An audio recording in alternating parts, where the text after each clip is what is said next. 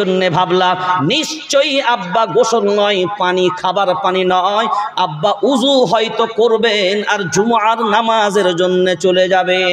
ওই জন্য আমি নুটা করে পানি আনলাম। ওরে মুসলমান, বিবেক দিয়ে ভাবনা চিন্তা করে এবার দেখেন, 3 ছেলে 3 রকমের বুঝলো ঠিক কথায়।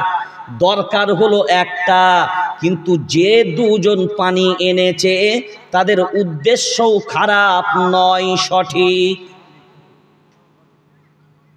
তাদের উদ্দেশ্যও সঠিক। হ্যাঁ, সেই সময়ের জন্যে বা তৎকালীন সময়ের জন্যে হয়তো গোসলের পানিটা লাগেনি, সেটা সময়ের স্বল্পতার কারণে। কিন্তু জুমার নামাজের জন্য তো গোসলের পানি লাগতো না, লাগতো না? বলেন। পিপাসার তো মানুষ যখন কাজ থেকে আসছে তো তার তো একটা পিপাসা লাগারই কথা, তার স্বাভাবিক সেই ব্যক্তি পানি পান করার কথা। তাহলে এখন এই মুহূর্তে লাগেনি, কিন্তু তার উদ্দেশ্যটা ভাবনাটা ভুল ছিল না, সঠিক। তাহলে 3টে ছেলের ভাবনা এক হলো না আলাদা? কি করে এখন? 3টে ছেলের মত উদ্দেশ্য আলাদা, 3 জনারই উদ্দেশ্য আলাদা, 3 জনারই মত আলাদা। একটা বাপের 3টে ছেলে যদি 3 রকমের মত হয়, তো সারা পৃথিবীতে এত বড় দেশ, সারা দুনিয়াটা এত বড়, 57টা মুসলিম দেশ শুধুমাত্র, বিবেক দিয়ে ভাবনা চিন্তা করে বলেন তো সবার মত কি এক হতে পারে? কিন্তু উদ্দেশ্য ভালো হবে না খারাপ? সবাই বলেন। কারণ ছেলে 3 জনারই উদ্দেশ্য খারাপ ছিল না, 3টে উদ্দেশ্যই কি ছিল? 3টে উদ্দেশ্যই কিন্তু ভালো ছিল। আজ বড় আফসোস নিয়ে বলছি, হ্যাঁ, উদ্দেশ্য যদি ভালো হয় তাহলে নিঃসন্দেহে প্রত্যেক যে মাসলাকি হোক না কেন অবশ্যই ভালো হবে। কিন্তু উদ্দেশ্য যদি খারাপ হয় তাহলে আর দেখার প্রয়োজন, কথা বলে না। এবার যদি কারোর উদ্দেশ্য হয় ফিতনা লাগানো, কারোর উদ্দেশ্য হয় লড়াই করা, কারোর উদ্দেশ্য হয় ফিতনা বাঁধানো, কারোর উদ্দেশ্য হয় ঝামেলা করা, কারোর উদ্দেশ্য হয় না আমি যেটা করব এটাই বুঝি সঠিক, বাকি যারা করে সব ব্যাঠিক, এইটা যদি কেউ মনে মনে ভেবে নির আল্লাহর গোলাম, তাহলেই তো বড় সমস্যা। 3টে ছেলে একবারের জন্যও বলেনি আব্বা আমার বালতি নেবে না কেন, আব্বা আমার গ্লাসের পানি নেবে না কেন, তুমি পানি চেয়েছো পানি এনে দিয়েছি, একবারের জন্যও বলেনি। আমরা যদি বলি না আমার মতটাই হতে হবে, আপনার মতটা নেবে কেন, আপনার মতটাই হতে হবে, আমার মতটা নেব কেন, না রে আল্লাহর গোলাম না। ওই জন্যে ফিতনার জামানায় মায়ার নবী মদিনা বলা বিদায় হজের সময় বললেন, তারাকতু ফীকুম আমরাইন লান তাদিল্লু মা তামাসসাকতুম বিহিমা কিতাবাল্লাহ ওয়া সুন্নাতা রাসূলিহি। ফায়সালা দিলেন কে? জোরে বলেন, ফায়সালা দিলেন কে? মায়ার নবী মদিনাওয়ালা। এখন বলেন তার ফায়সালাই ভুল আছে? মায়ার নবী মদিনা বলার ফায়সালাই ভুল আছে? সবাই একমত? মায়ার নবী মদিনা বলার ফায়সালা যে মেনে নিতে পারবে না, সূরার নাম সূরা নিসা ৫ম নম্বর পারা ৭ম নম্বর সাফা, ফালা ওয়া রাব্বিকা লা ইউমিনুনা হাত্তা ইউহাক্কিমুকা ফীমা শাজারা বাইনাহুম সুম্মা লা ইয়াজিদু ফি আনফুসিহিম হারাজাম মিম্মা কাদাইতা ওয়া ইউসাল্লিমু তাসলিমা। আল্লাহু আকবার বলেন। আল্লাহ কোরআনুল কারীমের মাধ্যম দিয়ে জানিয়ে দিলেন, আমার রাসূলের সিদ্ধান্ত যারা নির্দ্বিধায় মেনে নেবে না, আমার রাসূলের সিদ্ধান্ত বলেন যারা নির্দ্বিধায় মেনে নেবে না, আগার হবে, মাগার হবে, কিন্তু হবে। কেন মানবো? লাভ কি হবে? মানলে কি ফায়দা? না মানলেও চলবে। আগার মাগার কিন্তু না। আমার নবীর সিদ্ধান্ত যদি নির্দ্বিধায় মেনে নিতে না পারো, আমি আল্লাহ জানিয়ে দিলাম, শুনে রেখে দাও, তোমরা প্রকৃত মুমিন হবে না। ফায়সাল্লা কার? জোরে বলেন। আল্লাহ। নবীর সিদ্ধান্ত যদি কেউ মেনে না নেয়, সে প্রকৃত মুমিন হতে, জোরে বলেন। আপনারা সবাই কম বেশি জানেন কোরআনুল কারীমের একটা নাম হলো কালামুল্লাহ। কোরআনুল কারীমের একটা নাম কালামুল্লাহ। কালামুল্লাহ মানে, কালাম মানে কথা, আর আল্লাহ মানে আল্লাহর কথা। তাহলে কোরআনের প্রত্যেকটা আয়াত, প্রত্যেকটা বাক্য, প্রত্যেকটা কথাই কার? জোরে বলেন। তাহলে একটা আল্লাহর কথা বাদ দেওয়া যাবে? একটা আল্লাহর কথা মিথ্যা মনে করা যাবে? আল্লাহর কথা দুর্বল মনে ভাবা যাবে? আল্লাহর কথায় কোনো খারাপ আছে ভাবা যাবে? তাহলে এই যে কথাটা আল্লাহ বললেন, নবীর সিদ্ধান্ত নির্দ্বিধায় যারা মেনে নেবে না, তারা প্রকৃত মুমিন, সবাই বলে, মুমিন হবে না। যদি বলেন এটাই কি শেষ কথা? আল্লাহ বলেন না। আবার নবীর কথার দাম কত? এবার আমি আল্লাহ বলছি, শোনো। কোরআনুল কারীম 27 নম্বর পারা, সূরার নাম সূরা নাজম, 5 নম্বর সাফা।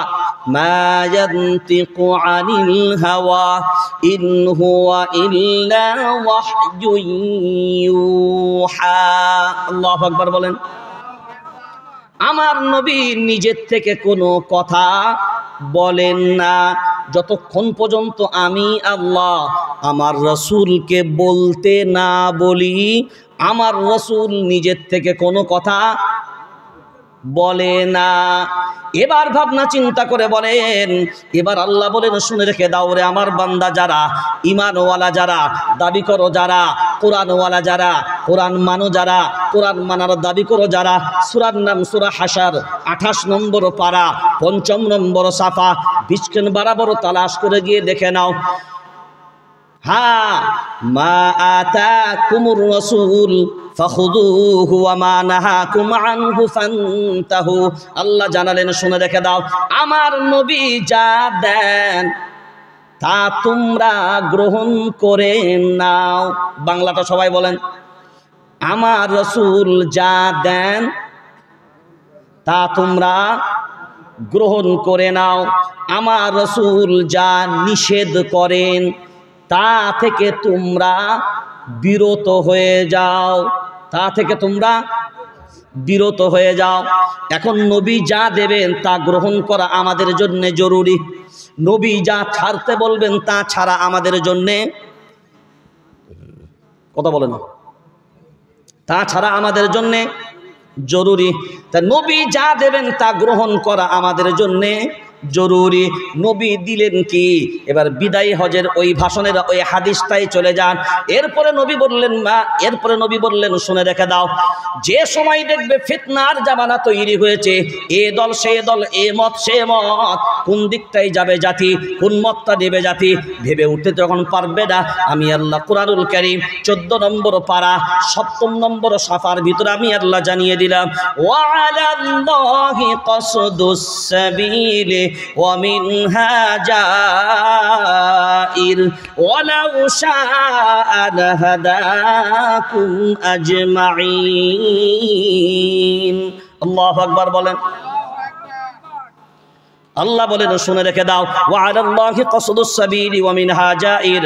এই পৃথিবীর জমিনে অসংখ্য বাঁকা পথ, অসংখ্য, জোরে বলেন, অসংখ্য বাঁকা পথ। অসংখ্য বাঁকা পথের মাঝখানে সোজা পথ বলে দেবার দায়িত্ব আমি আল্লাহ গ্রহণ করি।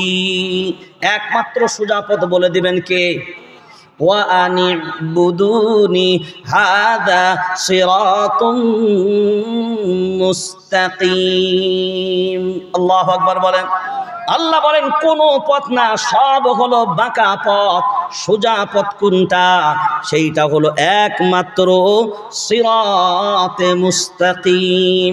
ওয়া আনি'বুদুনি, আমি আল্লাহ আমার ইবাদতটাই হলো একমাত্র সোজা পথ। কার ইবাদতটা সোজা পথ? যারা বলেন আল্লাহ। এখন আমরা যারা এখানে বসে আছি, একটু ভিড়িয়ে জীবনগুলো এবার দেখেন তো। আমাদের যে চলার পথগুলো, আমরা যে পথগুলো চলি, আমাদের যে নীতি, আমাদের যে আদর্শ, আমাদের যে চলার পথ, আমরা যেগুলো সারাদিন করি, আমাদের কর্মপন্থা, আমাদের নীতি, আমাদের আদর্শ, আমাদের নৈতিকতা, আমাদের সামাজিকতা, আমাদের ব্যবসা, আমাদের লেনদেন, মুআমালাত, মুআশারাত, আমাদের যা কিছু পারিবারিক জীবন, সব কিছুই টোটাল কি মনে হয় আল্লাহ এবং আল্লাহ রসুলের মতের উপরে চলে? কোনোদিন মূল্যায়ন করে দেখেছে কি যে আমার সকালটা আমার রসুলের সুন্নাহ অনুযায়ী হলো কিনা? এবার লক্ষ্য করে যদি দেখি আল্লাহর গোলাম, তাহলে আল্লাহ জানিয়ে দিলেন, শুনে রেখে দাও, অসংখ্য বাঁকা পথের মাঝখানে সোজা পথ বলে দেবার দায়িত্ব আমি আল্লাহ আমার কুদরত গ্রহণ করে। সোজা পথ হবে একটা, ভিন্ন পথ। সোজা পথ কয়টা? জোরে বলেন। একটা। সোজা পথ যদি হয় একটা, কোরআনুল কারীম, একটা কালিমা, একটা ইসলাম ধর্ম, একটাই। সৌদিতেও যারা ইসলাম মানে একটাই ধর্ম, ফার্স্ট সেকেন্ড থার্ড এমন কোন ইসলাম ধর্ম আছে? জোরে বলেন নাই। আল্লাহ কুরআনুল কারীম জানিয়ে দিয়েছে, সূরার নাম সূরা আল ইমরান, ৩য় নম্বর পারা, ১১ নম্বর সাফা, ইন্নাদ-দীনা ইনদাল্লাহিল ইসলাম। আল্লাহ জানালেন, শুনে রেখে দাও, আমি আল্লাহ আমার কাছে মনোনীত ধর্মের নাম, জোরে বলেন, ইসলাম। আমি আল্লাহ আমার কাছে মনোনীত জাতির নাম মিল্লাতা আবিকুম ইব্রাহিম হুয়া সাম্মাকুমুল মুসলিমিন। আল্লাহু আকবার বলেন। পৃথিবীর মানচিত্রে যত ধর্মগ্রন্থ আছে, যত ধর্মের ধর্মগ্রন্থ, কোন ধর্মের গ্রন্থে তাদের জাতিরও নাম নাই, তাদের ধর্মেরও নাম পাওয়া যাবে না। কিন্তু কোরআনুল কারীম এমন একটা কিতাব, ধর্মেরও নাম পাওয়া যাবে, জাতিরও নাম পাওয়া যাবে। আমরা যে জাতি, তা আল্লাহর কোরআন দ্বারা প্রমাণিত।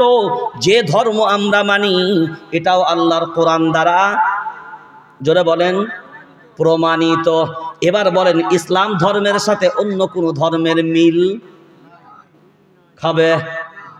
এখন কেউ যদি এই ইসলাম ধর্মটাকে অন্য ধর্মের সাথে মিলিয়ে দেয়, আপনাদের এদিকে চিনি আছে? চিনি আছে তো? চিনি বলেন তো, ওটা মিষ্টি হয় না টক হয়? মিষ্টি। আচ্ছা, চিনি আলাদা করে আপনারা চিনি বলেন, আর এই যে পানি, এগুলোকে কি বলেন? পানি। তাহলে একদিকে চিনি, একদিকে পানি, সবাই কি বলবে? এটা পানি, এটা চিনি। নিশ্চয়ই আমরা সবাই এ কথা জানি। এখন বলেন, দুটোকে যদি একসাথে পাইল করে দিই, এবার কি বলবেন? কেন বললেন শরবত?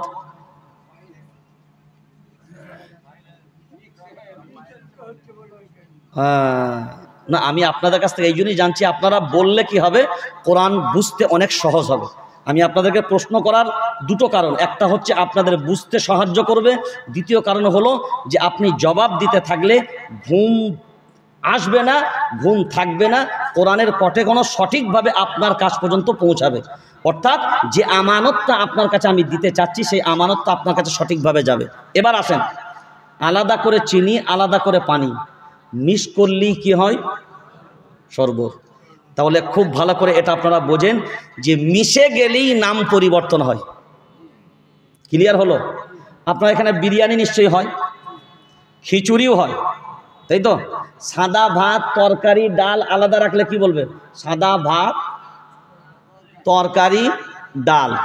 আর যদি তিন থেকে একসাথে মিক্স করে দেন, সবাই বলেন, নাম চেঞ্জ হয়েছে না আগের নামই আছে? আরে বলেন, বুঝতে, নাম চেঞ্জ। এখন বলে নাম চেঞ্জ, স্বাদও চেঞ্জ। আচ্ছা, মেটেরিয়ালটা আলাদা ছিল, এক করে দিল, স্বাদ চেঞ্জ, নামও চেঞ্জ। খুব ভালো করে কথাগুলো বুঝতে থাকে। বিরিয়ানিতেও সেম টু সেম। তাহলে দেখা গেল আলাদা আলাদা থাকলে নামও আলাদা, এক হয়ে গেলে নামও আলাদা। মানে নাম যা ছিল তা পরিবর্তন হয়ে যাবে, পরিবর্তন হয়ে যাবে। আমরা নিজেদেরকে বলছি মুসলমান, তাই তো?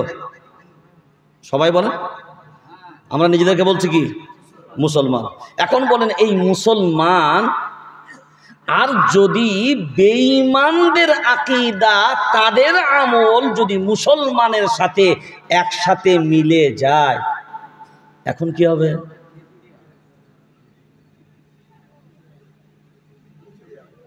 এটা বুঝতে পারে না। তার একটা ছোট্ট নমুনা নেন, একদম রাগ করেন না, কথাগুলো সব কোরআন দলিল ভিত্তিক। এইটা হলো জলসা, এইটা হলো কি জলসা? এটা ধর্মীয় জলসা বলেন, হ্যাঁ, যাত্রাকেও জলসা বলে, ফাংশনকেও জলসা বলে, দুই সাজদার মাঝখানে বসাকেও জলসা বলে। এইটা হলো ধর্মীয় জলসা, মানে ইসলামিক জলসা। এইখানে কিসের কথা হবে? কোরআন হাদিসের কথা হবে, আল্লাহ এবং তার রসুলের কথা হবে, দ্বীনের কথা হবে, জাতির উত্তীর্ণ হওয়ার কথা হবে। এটাই তো বাস্তব। এখানে যে কথাই হবে, এক কথাই সব ভালো কথা হবে না মন্দ কথা হবে? ভালো কথা। এবার ভাবনা চিন্তা করে যদি এই জায়গা থেকেই দেখি আল্লাহর গোলাম, এই জায়গায় কোরআনের কথা চলছে, আর একেবারে গেটের মুখে ওই যে মেলা আর খেলা, আপনারা আমাকে একটু বলে বুঝিয়ে দেন ওইটা কোরআন সুন্নাহর কোন পাড়ায় আছে? কথা বলে না। বরঞ্চ কোরআনুল কারীম 22 নম্বর পারা, 1 নম্বর সাফার ভিতর আল্লাহ বলেছেন, ওয়াকরনা ফি বুয়ুতিকুন্না ওয়ালা তাবাররাজনা তাবাররুজাল জাহিলিয়াতিল উলা। আল্লাহু আকবার বলেন। হ্যাঁ, নারীরা তোমরা বাড়ির ভিতরেই থাকবে, অপ্রয়োজন, প্রয়োজন ছাড়া, একেবারে অপরিহার্য প্রয়োজন ছাড়া তোমরা বাড়ির বাইরে বার হবা না। আর বাড়ির বাইরে যদি বার হতে হয়, উত্তম রূপে তোমাদের রূপ সৌন্দর্যগুলোকে ঢেকে নেবে, সুসজ্জিত অবস্থায় যাবে না। এটা হলো আল্লাহর পরিষ্কার ঘোষণা। এ মুসলমান, বিবেক দিয়ে ভাবনা চিন্তা করে বলেন, ও জলসা কমিটিওয়ালা ভাইরা বিবেক দিয়ে ভাবনা চিন্তা করে বলেন, যে মেলা আপনারা বাজারে চালালেন, আপনার এলাকার নারীরা, মায়েরা, বোনেরা বুঝি এই জায়গায় ঘোরাফেরা করে নাই? এবার শোনেন, সূরার নাম হামিম সাজদা, 24 নম্বর পারা, 18 নম্বর সাফা। আল্লাহ জানালেন, শুনে রেখে দাও, তাহলে ডালে চালে একসাথে মিলে গেলে খিচড়ি বলে। কি বললাম? ডালে চালে একসাথে মিশিয়ে দিলে খিচড়ি, খিচড়ি বলে। এবার আপনি দেখেন কোরআনুল কারীম বলে, ওয়াকালাল্লাযীনা কাফারু লা তাসমাউ লিহাযাল কুরআন ওয়ালগাউ ফীহি লাআল্লাকুম তাগলিবুন। আল্লাহু আকবার বলেন। আল্লাহ জানালেন, শুনে রেখে দাও, যে সময় মায়ার নবী মদিনাওয়ালা কোরআন তিলাওয়াত করতেন, মক্কার বেঈমানগুলোর অভ্যাস ছিল, মক্কার বেঈমানরা এই কথাই বলতো, ওরে মুহাম্মাদের কোরআনের আওয়াজ যেন অন্যের কানে না পৌঁছায়, ওই জন্যে হাত তালি মারো, অন্য কোনো কাজ করো, যেন কোরআনের আওয়াজ কান পর্যন্ত না, জোরাবার নান পর্যন্ত না যায়। কারণ কোরআন যখন তিলাওয়াত হবে, কোরআন যখন বলা হবে, মুসলমান ঈমানওয়ালা যদি কেউ দাবি করে, কোরআন তার জন্য শোনা ওয়াজিব হবে। কোরআন শোনা তার জন্যে ওয়াজিব হবে। এখন বলেন, এই মেলাতে ঘুরলো যারা, কোরআন শুনেছিল তারা, কথা বলে না, সব কোরআনের অবহেলা, এবার মেলাটা আসলে কি খেলা? আপনার জাতির পিতার নাম হলো ইব্রাহিম আলাইহিস সালাম, সবাই জানেন জাতির পিতার নাম ইব্রাহিম আলাইহিস সালাম। হ্যাঁ, মিল্লাতা আবিকুম, মিল্লাতের পিতা, মিল্লাতা আবিকুম ইব্রাহিম, কুম তোমাদের পিতা ইব্রাহিম আলাইহিস সালাম। 17 নম্বর পারা একেবারে 20 নম্বর সাফার লাস্টের আয়াতে আল্লাহ কথা বলে দিয়েছেন। তাহলে আমার জাতির পিতার নাম ইব্রাহিম আলাইহিস সালাম। এই যে খতনা হয়, খতনা পর্যন্ত আপনাদের কি বলবো, মুসলমানই। হ্যাঁ, মানে এতদিন এর আগে পর্যন্ত মুসলমান হয় না, ওটা কাটলেই বুঝি মুসলমান হয় নাকি? তাহলে এখন তো মাশাআল্লাহ বহু জায়গায় আবার শোনা যাচ্ছে যে ওই চ্যাক কাটাতেও খানা জোরদার হচ্ছে। হ্যাঁ, জাতি কোন জায়গায় পৌঁছে গেছে। আবার বহু জায়গায় এমনও দেখা যায় ছেলে মানে অর্থের অভাবে দাওয়াত করতে পারবে না, লোককে খাওয়াতে পারবে না বলে তার আর্থিক দুর্বলতার কারণে আস্তে আস্তে বয়সটা এমন হয়ে যায় যে 8-10 বছরে ঠেকে গেছে, তখনও পর্যন্ত তার চ্যাক কাটার সময় হয় না। এত বছর বয়সে এত বড় বেলায় যদি তার ডগ ছাটার কাজ করে, তো পাড়ার ছেলে মেয়ে সব তো ভিড় করে দেখবে না? এখন দেখার পরে কি হবে? অত বড় ছেলের যখন কাটবে তার জন্য একটা লজ্জার ব্যাপার না? এ কথা বলো, লজ্জার ব্যাপার না? তারপরে ওর খানার যখন দাওয়াত করতে যাবে যারা, আমার নাতির মোচমানি হবে যাবে। হ্যাঁ গা, যে জিনিসটা ঢাকার কথা ওই জিনিসটা কাটবে দেখার জন্য দাওয়াত করতে যেতে হবে।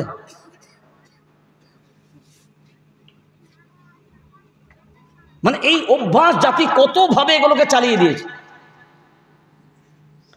এই যে খাতনা, এর সুন্নতটা কার? সবাই বলেন, তবে তো মুখস্থ হবে।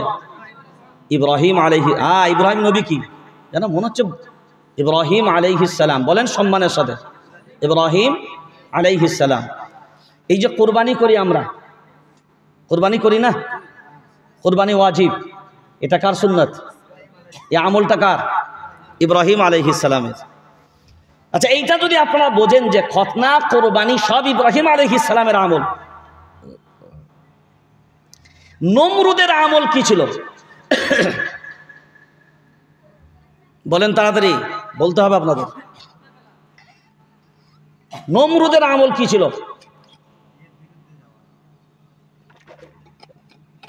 নমরুদের আমল ছিল মেলা চালানো, মেলা করানো। কি বললাম? হ্যাঁ, সূরা আম্বিয়া 17 নম্বর পারা 6 নম্বর সাফাটা পুরোটার তাফসীর, পুরো বর্ণনা, ও চ্যাপ্টারটা আলাদা, আমি ওটাকে যাচ্ছি না। ইব্রাহিম আলাইহিস সালাম ভার্সেস নমরুদের যে সূচনা লড়াইয়ের, সেটা হলো নমরুদ আর তার সৈন্যদল, তার অনুসারী সবাই গেল কোথায়? জোরসে বলো, মেলায়। শুধু মেলায় গেল না কে? ইব্রাহিম সাল্লাল্লাহু আলাইহি ওয়াসাল্লাম। মেলায় না যাওয়ার আমল কার? ইব্রাহিম আলাইহিস সালামের। কুরবানির আমল কার? খতনার আমল কার? ইব্রাহিম আলাইহিস সালামের। এবার মজার জিনিস বুঝবেন। তাহলে খতনাটা মানেন? হ্যাঁ আর না? কোরবানিটা মানেন? তো মেলাটা? যারা দুটো মানে, একটা মানে না, তারা কারা?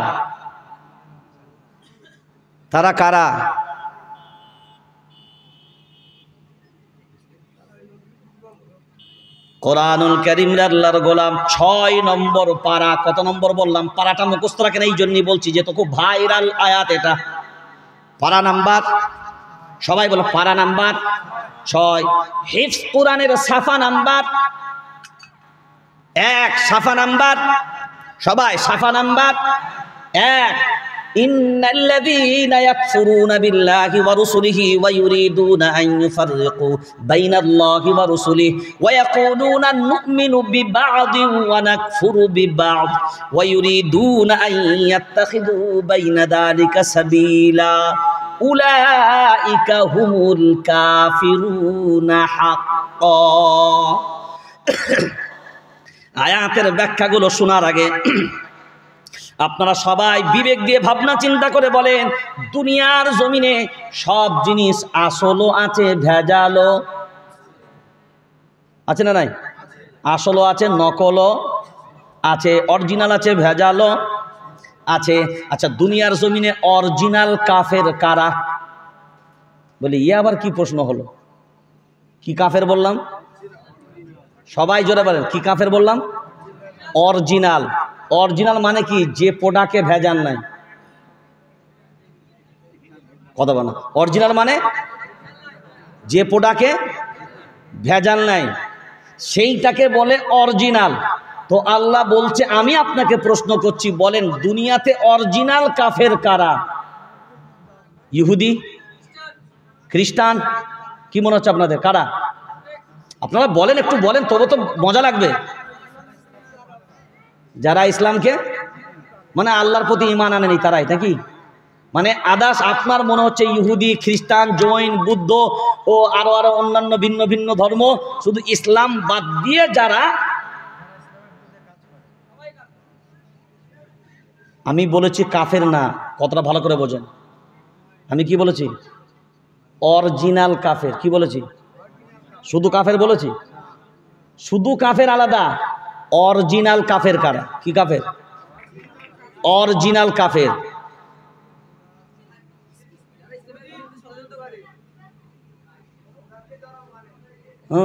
এইটাই তো আপনারা বলবেন, এটাই হলো বাস্তব। পারা কত নাম্বার বলেছি? সাফা নাম্বার 1। মনে থাকবে, যে কোনো কোরআনের অ্যাপস ডাউনলোড করবেন, মানে যে কোনো কোরআনের তরজমা খুলবেন। এবার আল্লাহ বলেন, শুনে রেখে দাও, অরিজিনাল কাফের কারা? যাদের ভিতরে ভেজাল নাই। অরিজিনাল মানি হ্যাঁ, ভেজাল ছাড়া। অরিজিনাল প্রোডাক্ট, অরিজিনাল অবিশ্বাসী হলো তারা। কাফির শব্দের আসল বাংলা আবিধানিক অর্থ হলো অবিশ্বাসী। কি বিশ্বাসী? অবিশ্বাসী। অরিজিনাল কাফের তারা। আল্লাহর কোরআন বলছে, উলাইকা হুমুল কাফিরুনা হাক্কা। অরিজিনাল কাফের তারা, কিছু মানে আর কিছু মানে না যারা। কি বললাম? ওয়ায়ুরিদুনা আন ইউফাররিকু বাইনাল্লাহি ওয়া রাসূলিহি ওয়া ইয়াকুলুনা নু'মিনু বিবা'দিন ওয়া নাকফুরু বিবা'দ। কিছু মানে আর কিছু মানে না যারা, উলাইকা হুমুল কাফিরুনা হাক্কা, হবে তারা। হে মুসলমান, এবার বিবেক দিয়ে ভাবনা চিন্তা করে বলেন, অনেকে জুমআর নামাজ পড়ে না? পড়ে না? হ্যাঁ হ্যাঁ, তাড়াতাড়ি দেন। পড়ে। 5 ওয়াক্ত? 5 ওয়াক্ত পড়ে না। তাহলে কিছু মানে? কিছু মানে না। যারা জলসা মানে, ইব্রাহিম আলাইহিস সালামের সুন্নাত খতনা মানে, তার কুরবানি ওয়াজিব মেনে নেয়, কিন্তু ফিরাউন আপনার নমরুদের আমল হলো মেলা। ইব্রাহিম আলাইহিস সালামের আমল ছিল মেলাকে অস্বীকার করা। ওই আমল মানল না যারা, কিছু মানলো আর কিছু মানলো না তারা। আর আল্লাহর কোরআন বলছে, কিছু মানে আর কিছু মানে না যারা, আমি আল্লাহ জানিয়ে দিলাম অরিজিনাল। জোরসে বলো, অরিজিনাল কাফের তারা। এবার আপনি বলেন, জুম্মা মানে 5 ওয়াক্ত মানে না, ঈদ মানে, বকরিদ মানে 5 ওয়াক্ত মানে না, রমজানের 30টা 29টা রোজা হয়, কেউ প্রথম দিকে 3টা, মাঝখানেতে কয়েকটা, আর লাস্টের দিকে কয়েকটা, বাকি সব ফাঁকা। এখন বিবেক দিয়ে বলেন, এই কিছু মানে আর কিছু মানে না যারা, জোরে বলেন, অরিজিনাল কাফের তারা। ঘোষণাটা কে দিয়েছেন? আল্লাহ। ঘোষণাটা কে দিয়েছেন? আল্লাহ। কারণ ওই যে, এবার পিছনের দিকে ফিরে যান, আমার নবী যা দেন তা তোমরা গ্রহণ করে নাও, নবী যা নিষেধ করেন তা থেকে তোমরা নিজেদেরকে বিরত করে নাও। মনে পড়ছে কথাটা? বিদায়ী হজের সময় ওই যে নবীর হাদিসটা বলতে বলতে এত দূর পর্যন্ত গড়িয়ে আসলাম। মায়ার নবী মদিনাওয়ালা বলেন, যেহেতু আল্লাহ বলে দিয়েছেন এই দুনিয়ার জমিনে অসংখ্য বাঁকা পথ, এই অসংখ্য বাঁকা পথের মাঝখানে সোজা পথ হলো একটা, আর ওই সোজা পথটা বলে দেবার দায়িত্ব আমি আল্লাহ আমার কুদরত বহন করে। হে মুসলমান, বিবেক দিয়ে ভাবনা চিন্তা করে দেখো, সব কিয়ামতের ময়দানে যখন উঠিবে, সব যখন একত্রিত হবে আল্লাহর গোলাম, সেই সময় আল্লাহ তার জান্নাতি বান্দাদেরকে একটা নাম ধরে ডাকবেন। ওই নামটা কি? এতদিন তো জলসা শুনেছেন। কিয়ামতের ময়দানে আল্লাহ তার জান্নাতি বান্দাদেরকে ডাকবেন একটা নাম ধরে। ওই নামটা কি?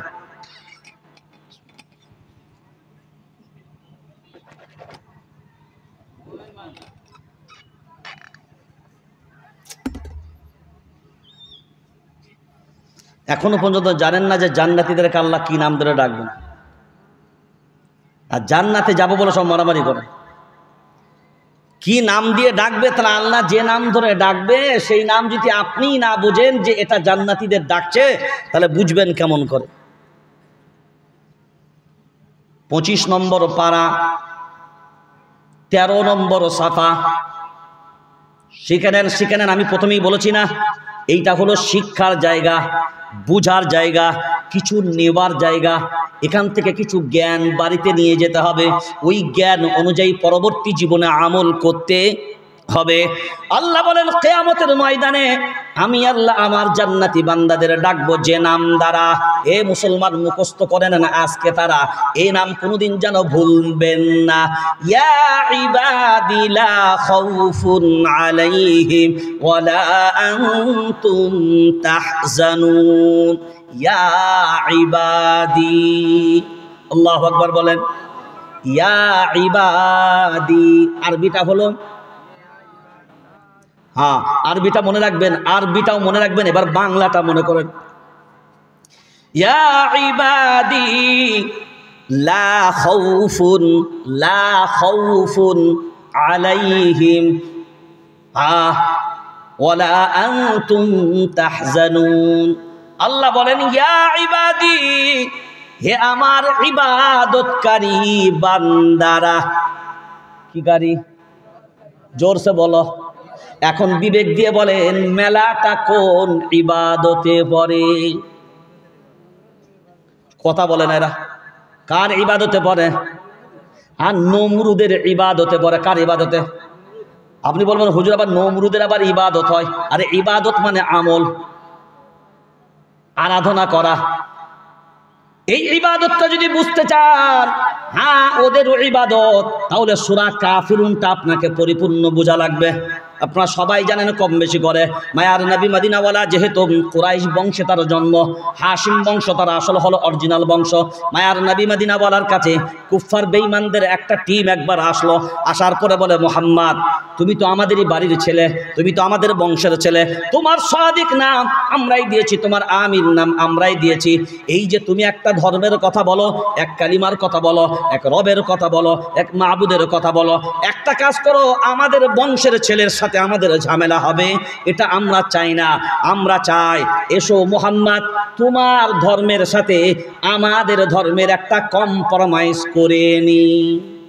কি করে নি? কোরআন গুলো বুঝবেন, কিন্তু আমি বারবার বলছি, আমি একটা কোরআনের বাইরে এখনো বলিনি কথা।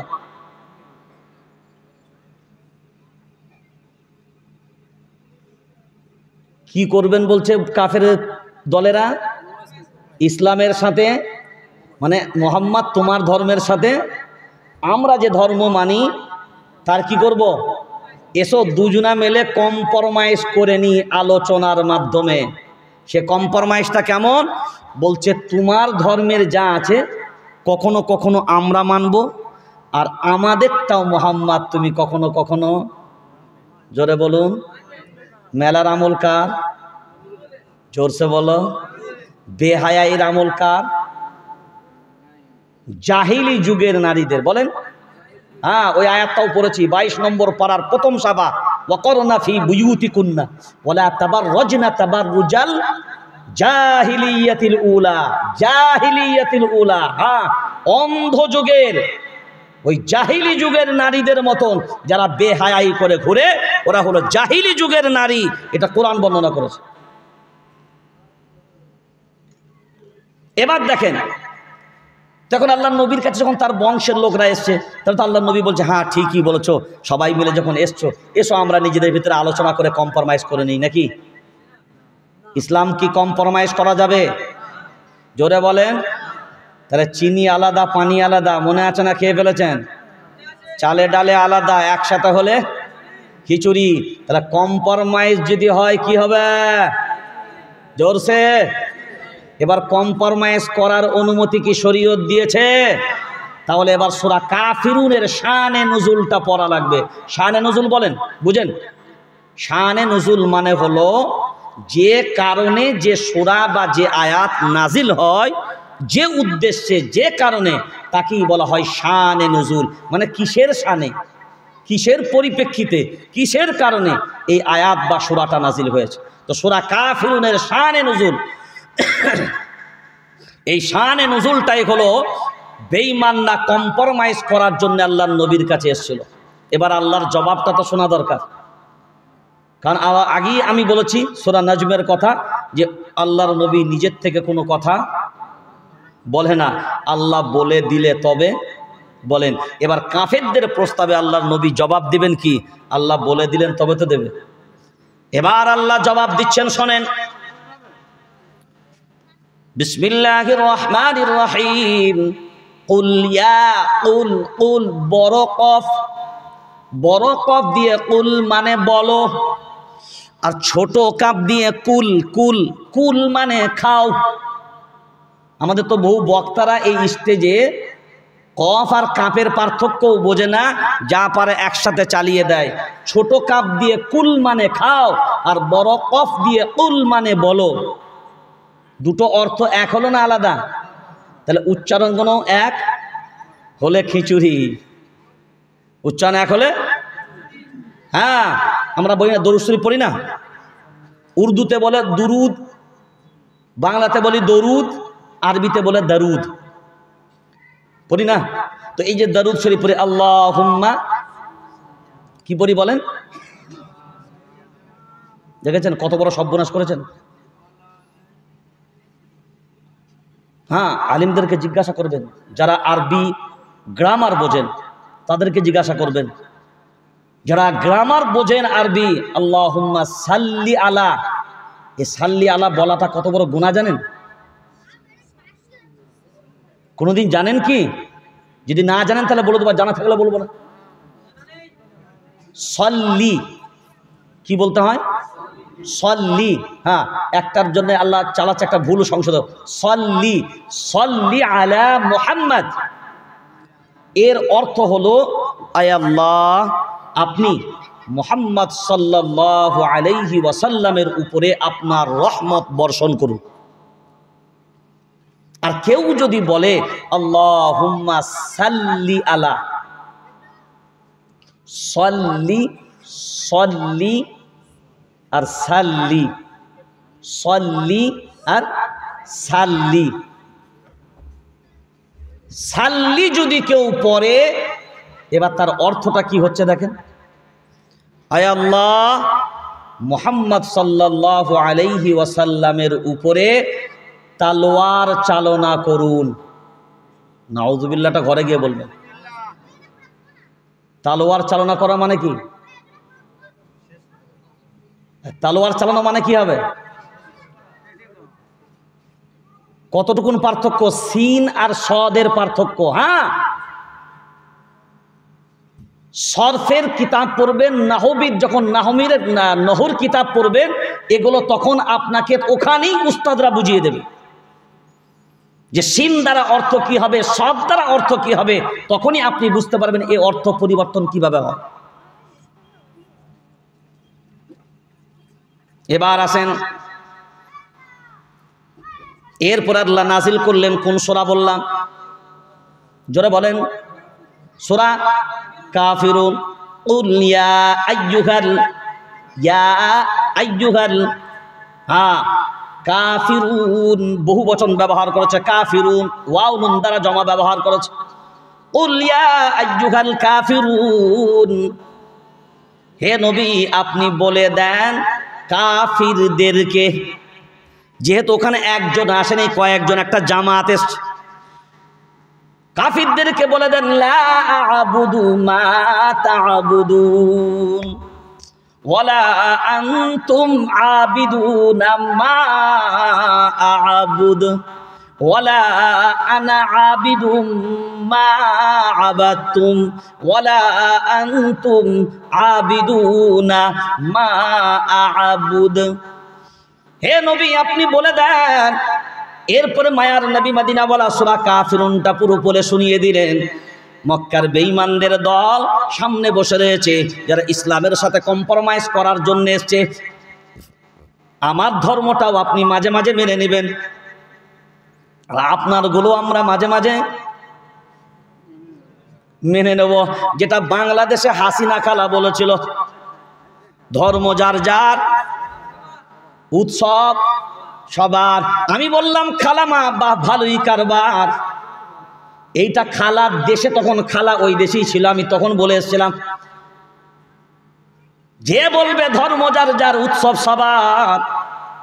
তাহলে আমি যদি বলি জমি যার যার, ফসল ফসল সবার, আমি বলবো বিয়ে যার যার,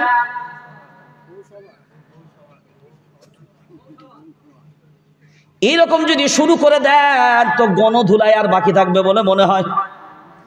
এরপর আল্লাহর কোরআন যখন জানিয়ে দিলেন এ কথা শুনে রেখে দাও, না না, চিনি আর পানি একসাথে হলে শরবত, আলাদা কেউ চিনি বলবে না, আলাদা কেউ পানি বলবে না, চালে ডালে মিশে যাবে, খিচুড়িও হয়ে যাবে। আলাদা কেউ ডাল বলবে না, আলাদা কেউ ভাত বলবে না, আলাদা কেউ তরকারি বলবে না। হে মুসলমান, আল্লাহর কোরআন বলছে না, ইসলামের সাথে কোনো কম্প্রোমাইজ চলবে না। কোরআন থাকলে কোরআন থাকবে, কোরআনের অনুষ্ঠান হলে কোরআনেরই অনুষ্ঠান হবে। হ্যাঁ, ইব্রাহিম আলাইহিস সালামের দুটো সুন্নতকে মানবে আর একটাকে মানবে না। নবীর একটা কথা মানবে, একটাকে মানবে না। কোরআনের একদিকটা মানবে, একদিকটা মানবে না। উলাইকা হুমুল কাফিরুনা হাক্কা, এইটা কিন্তু ভুলে যাবেন না। অরিজিনাল কাফের কারা? কিছু মানে আর কিছু মানে না যারা। এ প্রোডাক্টটা অরিজিনাল হবে, এ মালে কোনো ভেজাল পাওয়া যাবে যাবে না। এরপরে বললেন শুনে রেখে দাও, লা আ'বুদু মা তা'বুদুন ওয়ালা আনতুম আবিদুনা মা আ'বুদ। বারবার ঘুরিয়ে ঘুরিয়ে একই রকম কথা, দেখেন 4 বার বলল কোরআন। একটা কথা একবার বললেই তো হতো, 4 বার ঘুরিয়ে ফিরিয়ে বলল কেন? দেখবেন আমাদের চলার পথে দেখবেন কোনো কথা যদি কোনো খুব গুরুত্বপূর্ণ কথা হয়, কাউকে যদি আমরা বলি, তখন বলি না এই ভাই এই কাজটা কিন্তু করবি, বলার পরে ফের বলি ভাই দেখ ভুলে যাসনি ভাই করবি। একটু ঘুরিয়ে ফিরে বলি ভুলে যাসনি ভাই কিন্তু। যখন দেখবেন 3-4 বার বলছে, তখন বুঝতে হবে ওই কথাটার গুরুত্বটা অনেক। আমরা এটা বাস্তবে করি না? আল্লাহ একই রকমের কথা দেখেন ঘুরিয়ে ফিরিয়ে বলছে। প্রথমে বললেন লা আ'বুদু মা তা'বুদুন, তারপর বলছেন ওয়ালা আনতুম আবিদুনা মা আ'বুদ। আমরা যার ইবাদত করি তোমরা তার ইবাদত করো না, তোমরা যার ইবাদত করো আমরাও তার ইবাদত করি না। আমি যার ইবাদত করি তোমরাও তার ইবাদত করবে না, তোমরা যার ইবাদত করবে আমরাও তার ইবাদত করব না। এই ঘোষণাটা কার? জোরে বলেন আল্লাহ। তাহলে মেলার ইবাদতটা কার? এবার আপনি ভাবনা চিন্তা করে দেখেন, নামাজ না পড়ার ইবাদতটা কার?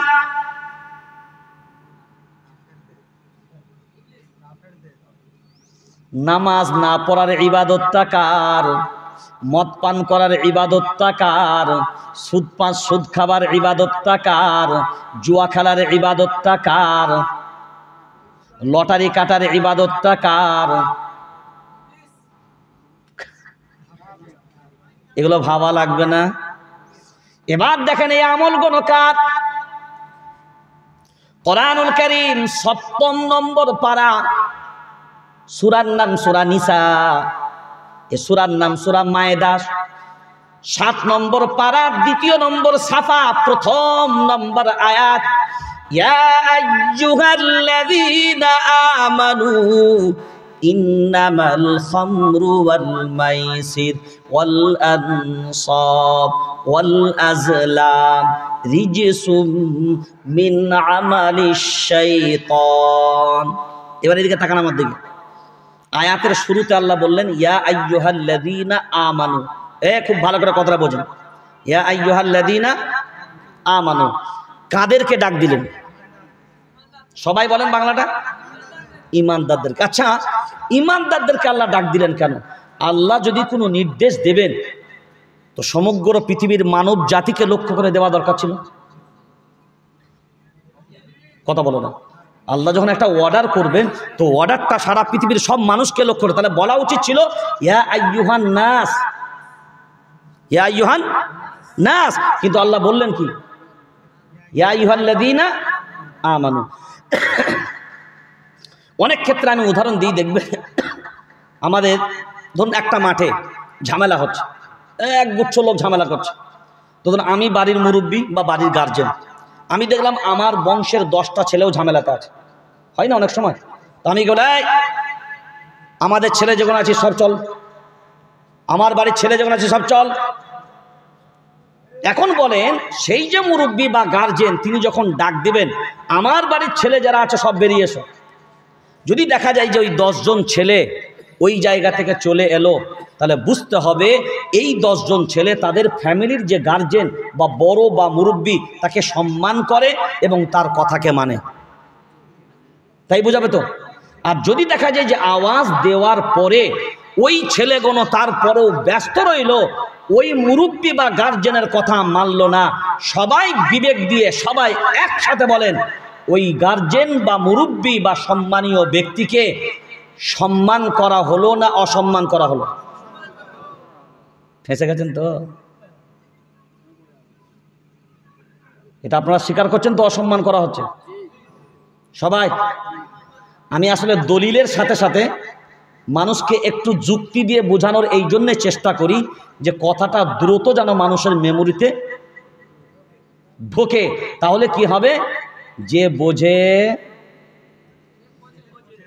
ভুলে যাচ্ছেন কেন? আমার বায়ান শুনতে গেলে প্রথম থেকে শেষ পর্যন্ত সব মেমোরিতে রাখতে হবে, কারণ আমার প্রথম শুরু যেটা হবে শেষে গিয়ে সেই শুরুটাই গিয়ে অ্যাটাচ হবে। তাহলে আমি যদি বুঝি তবেই তো খুঁজবো, আমি যদি চিনি তবেই তো কিনবো, আর আমি যদি জানি তবেই তো মানবো। আর জানার পরে মানবো না, আমি যেটা ভাববো সেটা আমি পাবো, আর না ভাবলে ভাবনায় আসলে তবে তো পাবো। এবার জীবনে এটা আবার কিরকম ধরনের হলো, না ভাবলে কি হবে না? না।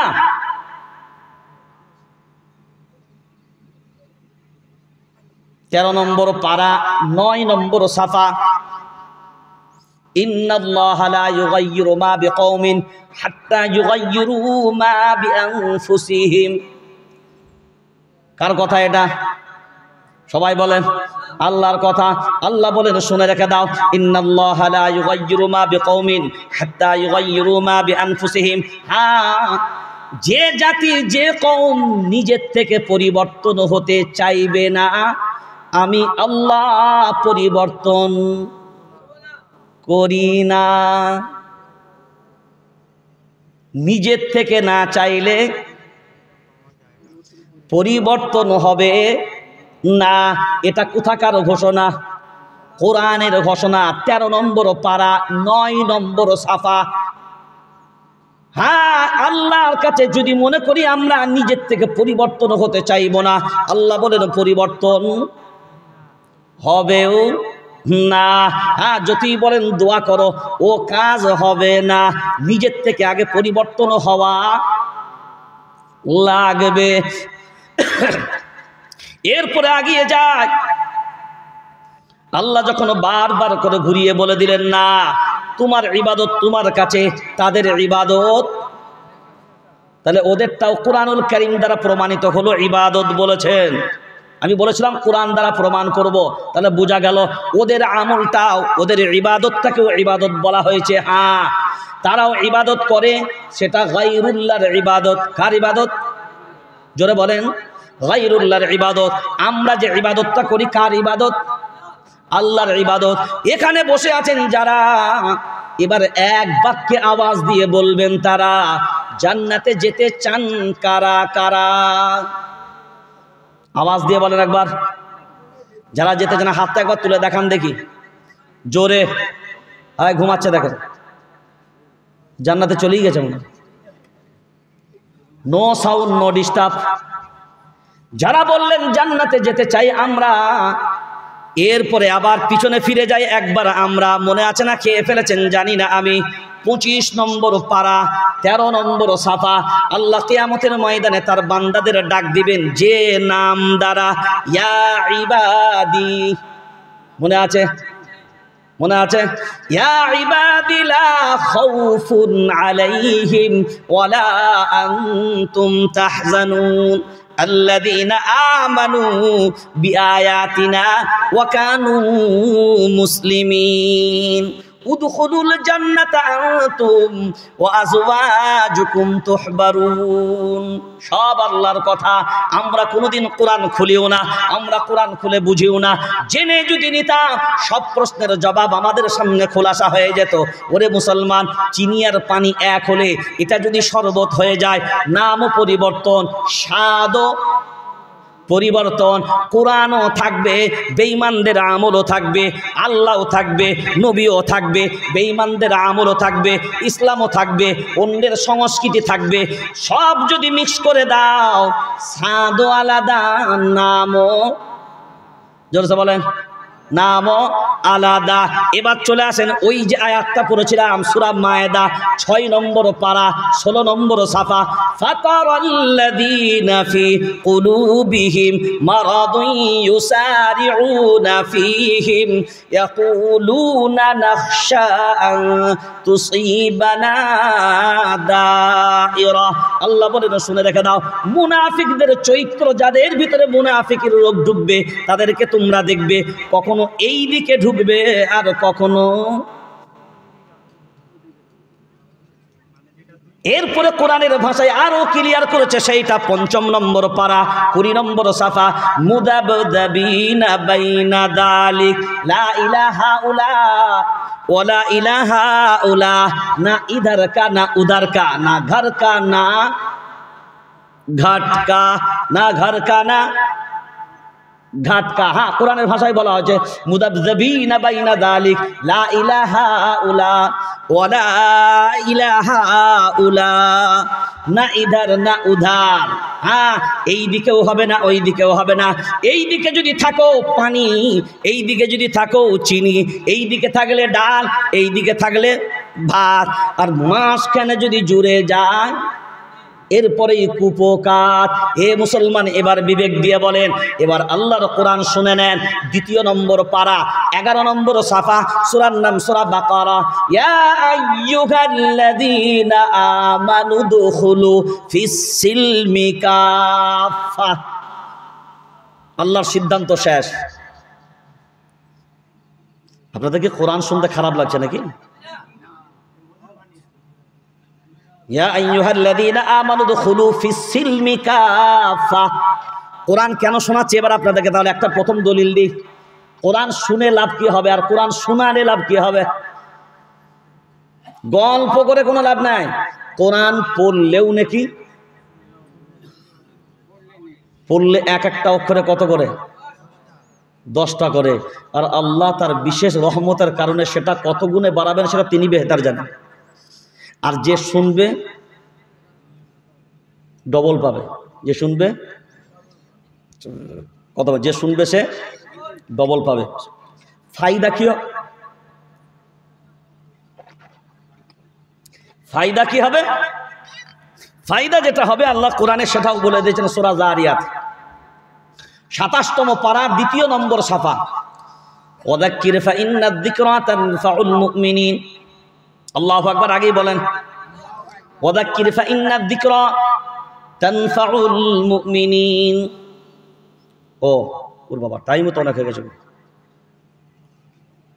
বক্তা আসছে নাকি? হ্যাঁ 2:10 তো হয়ে গেছে, ঠিক আছে আর 5-7 মিনিট নিয়ে আসেন ঠিক আছে। ওয়াযাক্কির ফাইন্না যিকরা তানফাউল মুমিনিন। এবার তাকান, এতক্ষণ যে কোরআন শুনলেন ফায়দাটা কি হবে? আল্লাহ বলেন কোরআন শুনে ফায়দা কি হবে আমি আল্লাহ বলছি, শুনে রেখে দাও। ওয়াযাক্কির ফাইন্না যিকরা তানফাউল মুমিনিন। আল্লাহু আকবার বলেন।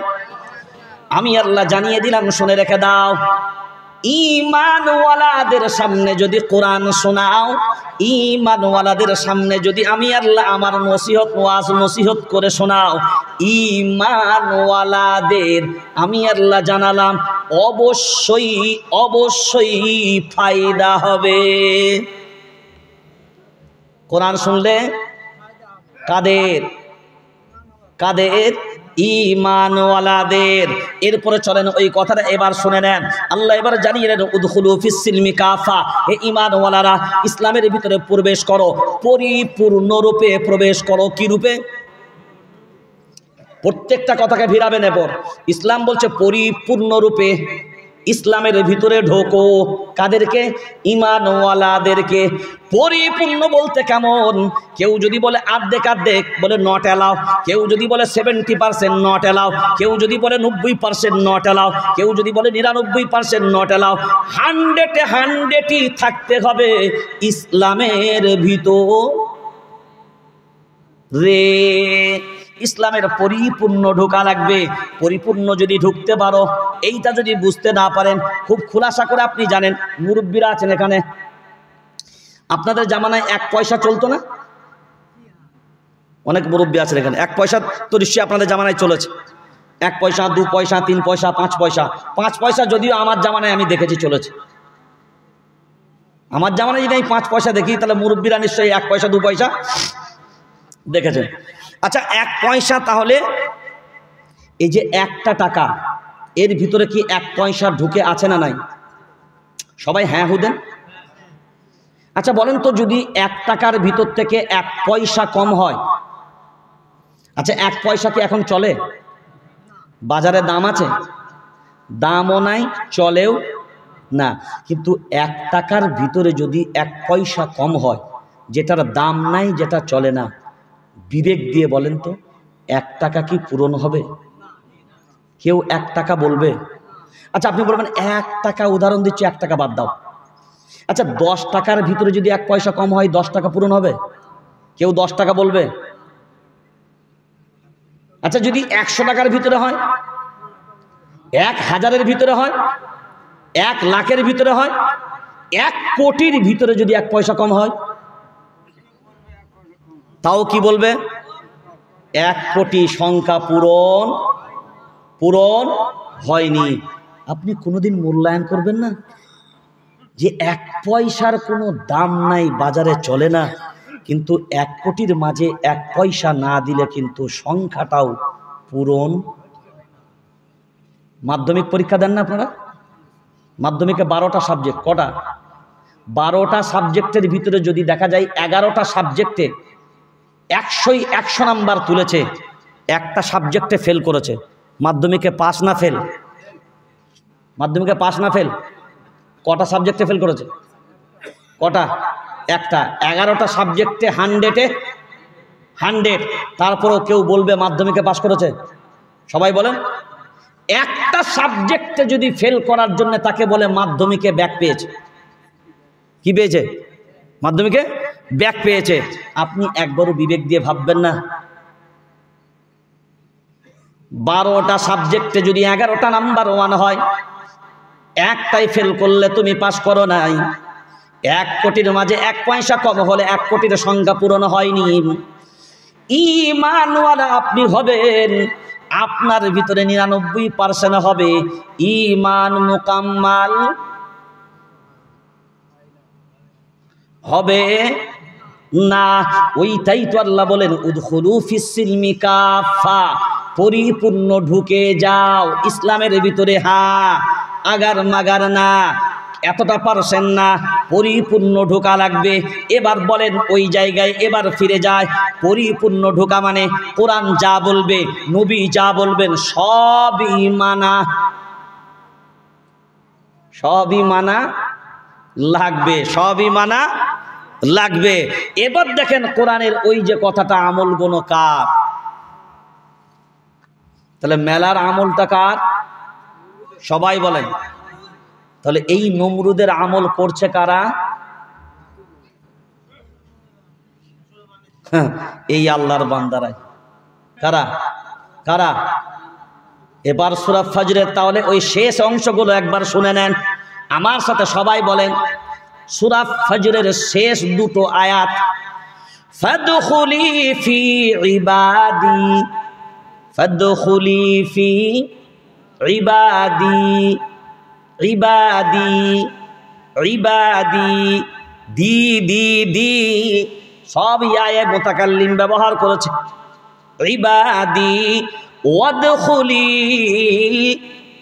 জান্নাতি, ফের ইয়ায়ে মুতাকাল্লিম ওয়াদখুলি জান্নাতি। আল্লাহ বলছেন আমি বলিনি। দুনিয়াতে ইবাদতে থাকবে যারা, আজকে আমার জান্নাতে ঢুকবে। জোরে বলেন। কার ইবাদতে? নমরুদের ইবাদতে। সুবহানাল্লাহ। কার ইবাদতে? আল্লাহর ইবাদতে। এবার দেখেন আমরা নমরুদের ইবাদত আর আল্লাহর ইবাদত এক করেছি কিনা। তাহলে এখন বলেন ইবাদত আছে না খিচুড়ি হয়ে গেছে? আর চিনিও নাই, পানি নাই, এবার কি শরবত। স্বাদও আলাদা, নামও আলাদা। স্বাদও আলাদা, নামও আলাদা। এবার আপনি যদি এটাকে মূল্যায়ন না করেন, তাহলে এবার শেষ আপনাকে যেটা বলতে চেয়েছি এবার একটু ফলো করেন। মনে আছে ওই কথা? 7 নম্বর পারা 1 নম্বর সাফা। আল্লাহ ঈমানওয়ালাদের কেন ডাক দিলেন?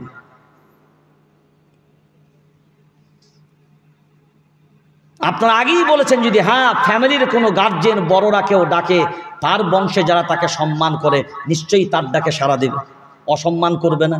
আর তার ডাকে যদি সাড়া না দেয় তাকে অসম্মান করা হবে, তাই তো? সবাই একমত তো? তাহলে আল্লাহ ডাক দিলেন ইয়া আইয়ুহাল্লাযীনা আমানু, হে ঈমানওয়ালারা। কাদের ডাক দিলেন? তাহলে ইয়া আইয়ুহান নাস বলেনি, কারণ আল্লাহ এই জন্যই ঈমানওয়ালাদের ডাক দিলেন যে আমি যে কথাটা বলবো, যে দাবিগুলো করব, যেগুলো বলতে চাচ্ছি, একমাত্র আমার ঈমানদার বান্দারাই এই কথাগুলোকে বুঝবে, সম্মান করবে এবং মানবে। তাই আমি ঈমানদারদেরকেই ডাক দিয়ে বললাম। এখন বলেন যারা এই কথাগুলোকে অস্বীকার করবে, কাকে অপমান করবে? সবাই। কার অপমান হবে? আল্লাহর অপমান। এবার আল্লাহ বললেনটা কি? এর তফসিরটা অনেক বড়, আমি আপনাকে অত বিস্তারিত তফসিরে যাচ্ছি না, শুধু শর্টটা আপনাকে বোঝার জন্য বলছি। এবার দেখেন, ইন্নামাল খামরু, খামরুন মানে মদ। খামরুন মানে, সবাই বলেন, খামরুন মানে মদ। শারাব মানে, কে বলেছে? না, শারাব মানে মদ না। শারাব মানে, শারাব মানে মদ না রে বাবা, বলেন না। শারাব মানে হ্যাঁ, সূরা দাহার, সূরার নাম সূরা দাহার, 29 নম্বর পারা। ওয়াসাকাহুম রাব্বুহুম, বলেন সবাই, শারাবান তাহুরা। কি মদ না পবিত্র পানি? আরে বলেন। তাহলে শারাব মানে মদ না। শারাব শব্দের আসল অর্থ হলো তরল জাতীয়। কি জাতীয়? যেটা চিবাতে হয় না। তরল জাতীয় কোনো খাবার, রস জাতীয়, পানি জাতীয়, এগুলোকে শারাব বলা হয়। হ্যাঁ, মদও শারাবের অন্তর্ভুক্ত, কিন্তু শারাব মদ নয়। কি বললাম? আরে জুস হয় না, ফলের জুস হয়, শরবত হয়, লস্যি হয়, বিভিন্ন নাম আছে তো, সব কিন্তু তরল। জাতীয় নাম একটা, সব তরল। তা শারাব মানে তরল জাতীয়, মদ শারাব হতে পারে, কিন্তু শারাব মানে মদ না। খামরুন মানে মদ। কি মানে মদ? যেটা বলেন, হ্যাঁ, খামরুন মানে মদ। এবার বলেন, আল্লাহ বলেন ইন্নামাল খামরু, এক নম্বরে বললেন। তারপরে বলেন ওয়াল মাইসির, দুই নম্বরে বললেন জুয়া। কি বললেন? সবাই বলেন জুয়া। ওয়াল আনসাব, এরপরে বলেন মূর্তি পূজা। ওয়াল আজলাম, এরপরে বলেন ভাগ্য নির্ধারণ বা লটারি, গণনা সব। তারপর আল্লাহ বলেন রিজিসুম মিন আমালি শাইতান। কটা আমলের কথা বললেন? চারটা। মদ, বলেন মদ, জুয়া, মূর্তি পূজা, ভাগ্য নির্ধারণ, লটারি। চারটা আমল হলো শয়তানের আমল। কার আমল? সবাই বলেন। তাহলে আল্লাহ বলছেন এই চারটা আমল যারা করে, কার আমল করে? সবাই, শয়তানের আমল। কার আমল? শয়তানের আমল। তাহলে ঈমানওয়ালাদেরকে ডাক দেবার উদ্দেশ্য হলো এই চারটা আমল শয়তানের হবে, ঈমানওয়ালাদের হবে না। এবার আপনারা বিবেক দিয়ে দেখেন তো, জুয়া চলে না? মোবাইলে জুয়া, ফ্রি ফায়ারে জুয়া, পাবজিতে জুয়া, লুডুতে জুয়া, ক্যারাম বোর্ডে জুয়া, গুলিতে জুয়া, লটারিতে জুয়া, তাসেতে জুয়া। মোনাজাত পার্টি এদিকে চলে? মোনাজাত পার্টি, মোনাজাত পার্টি মানে বোঝে নেই, বোঝেন নামাজের পার্টি। আরে মোনাজাত পার্টি, মোনাজাত পার্টি মানে হলো তাস খেলা। কি পার্টি? হ্যাঁ, এর নাম দিয়েছি আমি মোনাজাত পার্টি। এরকম থাকে তো কথা বল না, কিরম থাকে? তাহলে কি পার্টি এটা? হ্যাঁ, মোনাজাত পার্টি। এ পার্টি নাই এদিকে। জুয়া চলে না, মুসলমান খেলে না। ক্যারাম বোর্ড মুসলমান খেলে না, জুয়া চলে না। মোবাইলে জুয়া, ক্যারাম বোর্ডে জুয়া, বাচ্চারা গুলি খেলছে তাতে জুয়া। আমি বলি, ধরুন নামাজি মুসল্লি মা নামাজের মুসল্লায় নামাজ পড়ছে, পড়ে সালামটা ফিরে বসে আছে। আর ওই যে মার্বেল না কি বলেন, গুলি বলেন, বাচ্চারা খেলে না? তো ওই খেলাতে দেখবেন বাচ্চারাও জুয়া খেলে।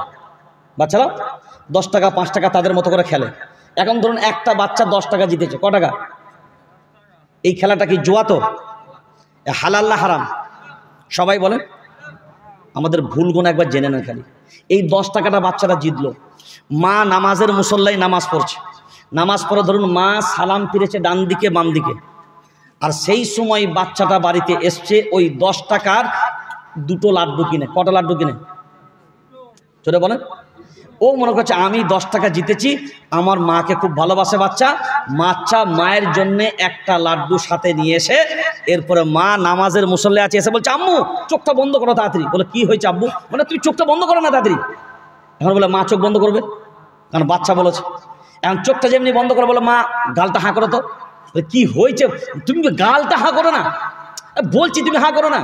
হাঁ করলো, একটা লাড্ডু মায়ের গালে পুরে দিল।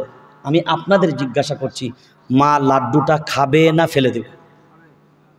সবাই বল। খাবে। বসে আছে কোথায়? নামাজের মুসল্লায়। পড়ছে কি? নামাজ। 2 দিকে সালাম ফেরা হয়ে গেছে। এখন বলে লাড্ডুটা খেলো, ছেলের মোহাব্বতে খেয়ে নিল। এখন খেলো যেটা, ওটা কি? আচ্ছা, শুকরের গোস্ত। আচ্ছা, ওই লাড্ডুটা আর শুকরের গোস্তের মাঝে কোনো পার্থক্য আছে?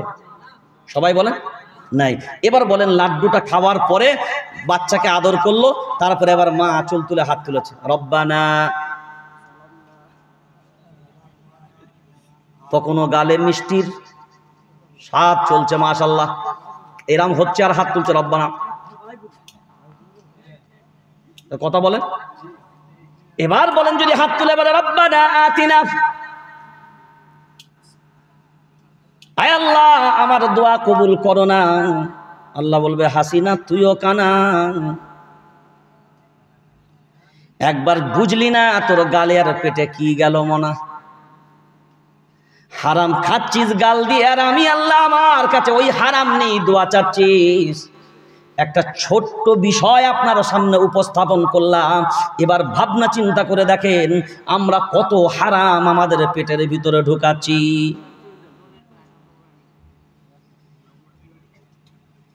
লটারির টাকা বাদ নাই, জুয়ার টাকা বাদ নাই, হারামের টাকা বাদ নাই, মদের টাকা সব আমাদের সামনে।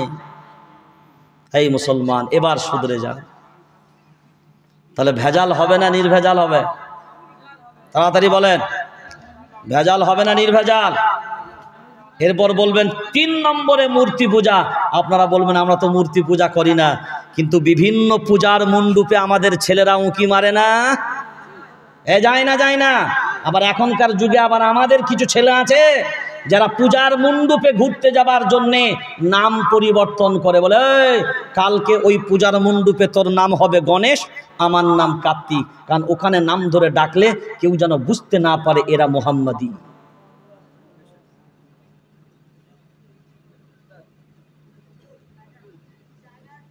এবার মুসলমান ভাবনা চিন্তা করে দেখেন এইটাও কার কাজ? শয়তানের কাজ। মাশাআল্লাহ আমরা করি, ঈমানওয়ালা এ কাজ করবে না। ওয়াল আজলাম, এরপরে ভাগ্য পরীক্ষা করি লটারির মাধ্যমে। 10 টাকার টিকিট 1 কোটি টাকা পড়বে। সলিমুদ্দিন অনেক কটা কেটেছে, বলে ভাগ্য পরীক্ষা করবে। ভাগ্য যদি বেটা পরীক্ষা করতে চাও, এখান থেকে আপনাদের নিকটবর্তী ট্রেন লাইন কোনটা? ক্যানিং। ভাগ্য যদি পরীক্ষা করতে চাও, ক্যানিংয়ে একবার প্ল্যাটফর্মে চলে যাও। প্ল্যাটফর্মে দেখবে 2 দিকের লোহার পাতের 2টো পাত আছে, ওর উপর দিকে ট্রেন যায়। ওই 2টো লোহার পাতির মাঝখানে এরকম বুক চিতিয়ে দাঁড়িয়ে যাবে। শিয়ালদা থেকে ক্যানিংগামী দ্রুতগতিতে ট্রেন আসবে, মাঝখানে চোখ বন্ধ করে দাঁড়িয়ে যাবে। তোমার উপর দিকে ট্রেনটা পেরিয়ে চলে যাবে। ট্রেন যেমনি চলে যাবে, তারপরে নারায়ে তাকবীর বলে উঠে পড়বে। তাহলে বোঝা যাবে তোমার ভাগ্যটা ভালো না খারাপ। 10 টাকার টিকিট কেটে কোটি টাকার ভাগ্য পরীক্ষা করে মুসলমান। ভাগ্য যদি পরীক্ষা করতে যাও, যাও ক্যানিংয়ের প্ল্যাটফর্মে ট্রেন লাইনে দাঁড়াও। এ জাতি আংটি পড়েছে ভাগ্য ফিরানোর জন্য, বাজার থেকে আংটি পর্যন্ত কিনে নিয়ে আসে এই জাতি। তাও পরে বলে আংটির দাম কত? বলে 3000 টাকা। বলে ফায়দা কি? বলে এই আংটিটা থাকলে জীবনে অভাব হবে না। কত দিয়ে কিনেছে বলেন কথা? বলে এই আংটিটা কি হবে? বলে এই আংটিটা থাকলে চাকরি হবে, বেরোজগার হবে না। বলে ওটাও দে। বলে দাম কত? বলে 2500। বলে এই আংটিটা কিসের? বলে এই আংটিটা থাকলেই তুই যাকে চাইবি তাকে পাবি, কোনোদিন তোর মনের ইচ্ছার বাইরে কাজ হবে না। বলে দাম কত? বলে 2000 টাকা। বলে ওটাও দে। 3টে আংটি পড়েছে। আমি আপনাকে জিজ্ঞাসা করি, সায়েন্স উন্নত, বিজ্ঞান উন্নত, টেকনোলজি উন্নত, এখনকার যুগে যদি মানুষ এত বোকা হয়, তো একবারও কোনো মানুষটা প্রশ্ন করবে না ওই ব্যক্তিকে, ভাই এই আংটির পাথর যদি হাতে থাকলে, কাছে রাখলে জীবনে অভাব না হয়, এই আংটি থাকলে যদি জীবনে রুজি রোজগারে যদি কোনো সমস্যা না হয়, এই আংটি থাকলে, পাথর থাকলে যদি কোনোদিন যাকে চাইবি তাকে পাবি, তো ভাই এত দামি পাথরগুলো তুই আমাকে কেন বিক্রি করবি? এই পাথরগুলো যদি তুই তোর কাছে রেখে দিস, তো দুনিয়ার সব থেকে তো বড় লোক তুই হবি। এই কথা বলেন এরা। কই একদিনও কেউ পাল্টাই প্রশ্ন করেছেন?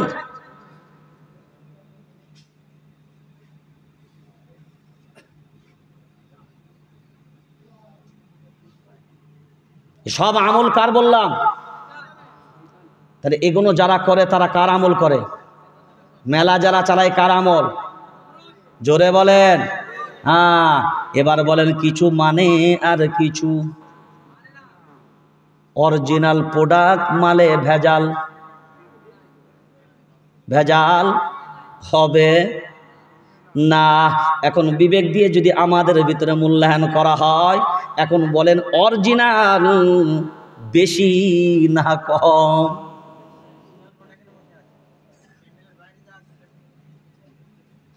কি গো, অরিজিনাল বেশি না কম? কি মনে হচ্ছে? আমরা তো সবাই যদি হয় তো সবাই অরিজিনালের মধ্যে, সব মুনাফিকের দলে পড়ে যাবে। কোরআন শোনার পরে এক রকমের ইমানের জজবা পয়দা হয়, এই মজলিস থেকে সরে গেলে আবার এক রকমের ইমানের কি পরিবর্তন হয়। সেই জন্য আমাদেরকে ভাবা দরকার, হ্যাঁ, কোরআন সুন্নাহর কোনো কথা অস্বীকার করা যাবে না। শেষ কথা বলেছিলাম, সেটা এবার আপনাকে শেষ করছি। মনে আছে বিদায়ী হজে আল্লাহর নবীর কথা? ভুলে গেছেন? এবার এতগুলো কথার মাঝে নবীর ওই কথাটা এবার জানিয়ে শুনে নেন। ফিতনার জামানায় কোন দিকে যাবে, কোন পথটা নেবে, কোন দিকে ধরবে, এমন যখন পরিস্থিতি তৈরি হবে, আমি নবী তোমাদের মাঝখানে দুটো জিনিস ছেড়ে গেলাম।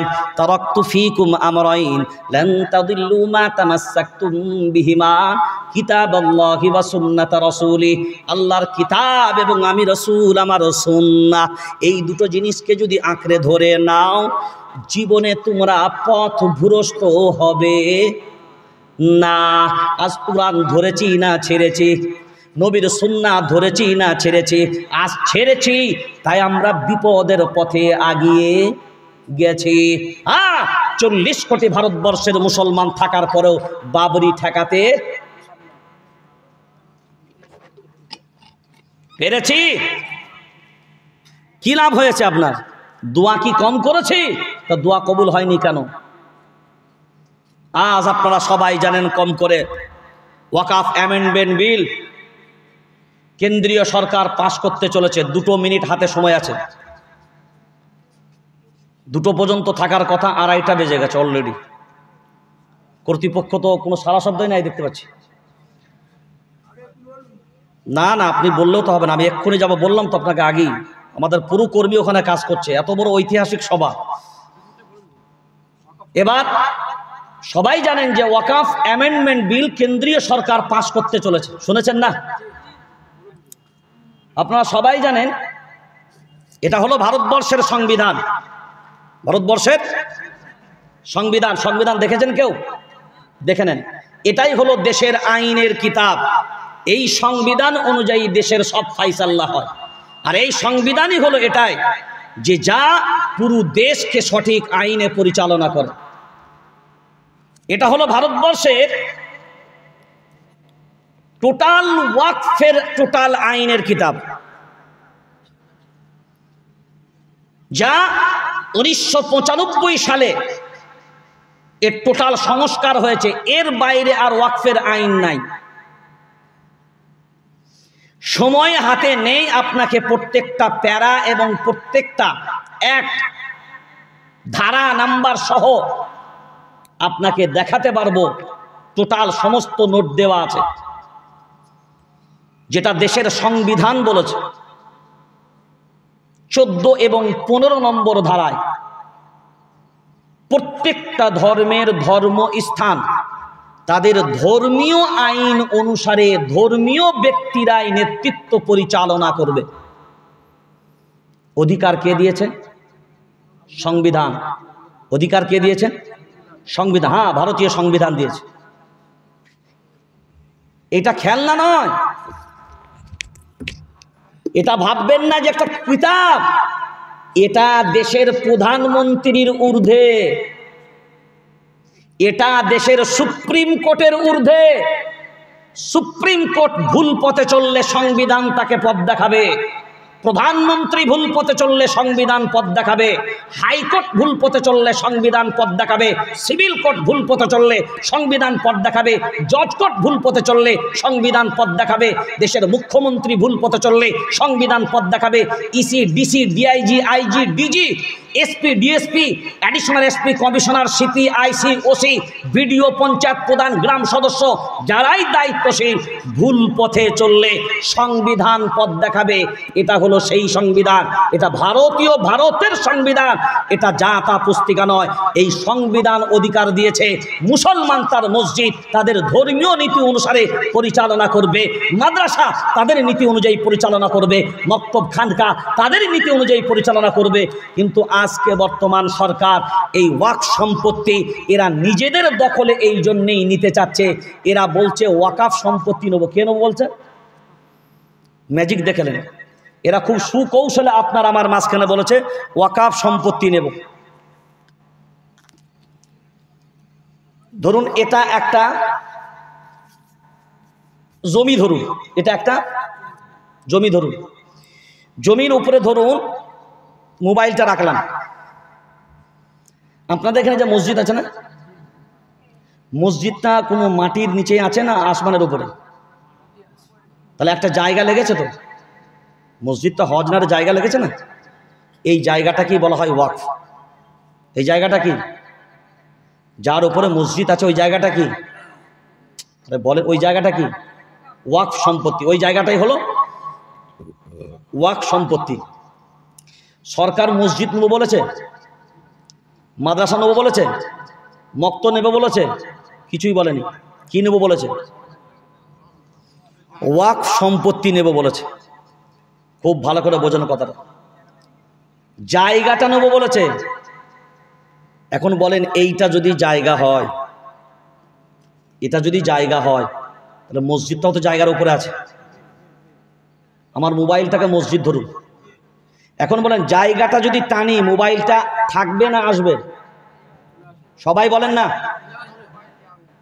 তাহলে এই জায়গাটা যখন টান মারবো, ওই জায়গায় মসজিদ থাকলে মসজিদও, মাদ্রাসাও, মক্তব, খানকাও, তাহলে কত চক্রান্ত করে এই কথাটা প্রয়োগ করেছে যে ওয়াকাফ সম্পত্তি নেব।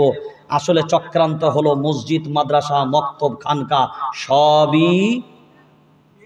সবই নেব। এখন বলেন চুপ থাকার সময় আর আছে? বসে থাকার সময় আর আছে? কতদিন বসে থাকবেন? কতদিন ঘুমাবেন? কত ঘুমাবেন?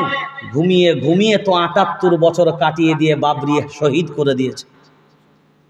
তলাক বিল পাশ করিয়ে দিয়েছেন, সিএএ অ্যাক্ট লাগু করে দিয়েছেন, এনআরসি বিল পাশ করিয়ে দিয়েছেন, ৩৭০ ধারা তুলতে সাহায্য করেছেন। আর কতদিন ঘুমিয়ে থাকবেন? জাগার সময় কি হয়নি? জাগার সময় কি হয়নি? তাহলে আমরা কি স্ব ইচ্ছায় আমাদের মসজিদ, মাদ্রাসা, খানকা, কবরস্থান এগুলো কি তুলে দেব? এবার কবরস্থান চলে গেলে কি হবে তা জানেন? কিছুদিন আগে আপনাকে বলেছিল, মনে আছে, এক দেশ এক আইন, শুনেছিলেন তো? তাহলে এক দেশ এক আইন। আপনাদের কবরস্থানের জায়গা ধরুন এক জায়গায় আছে 2 বিঘে, এক জায়গায় 5 কাঠা, এক জায়গায় 10 কাঠা, আছে না নাই কবরস্থান? তো সরকার বলবে এত বড় বড় জায়গা রেখে লাভ কি আছে? পুরানোর জন্য কতটা জায়গা লাগে? 10x10 জায়গা হলেই, কথা বলে না, পুরানো হবে? পুরানো হবে। কালকে আজ যদি কবরস্থান দখল হয়, কালকে বলবে এত বড় বড় জায়গা বেকার ওই মরা লোকের জন্য ছাড়া যাবে না, এই জায়গাগুলো কাজে লাগাতে হবে। 10x10 বরঞ্চ শ্মশান করো, ওই 10x10-এ 1000 লোককে সমাধি করা যাবে। চক্রান্ত বুঝতে পারছেন না পারেননি?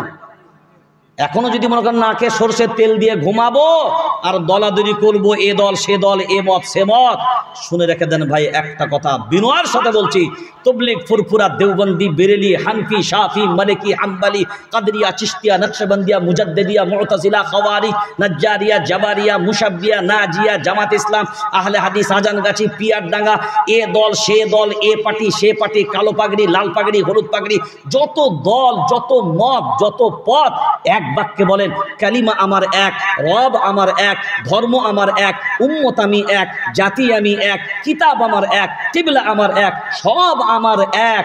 তো এত কেন আমাদের মাঝে ভেদ?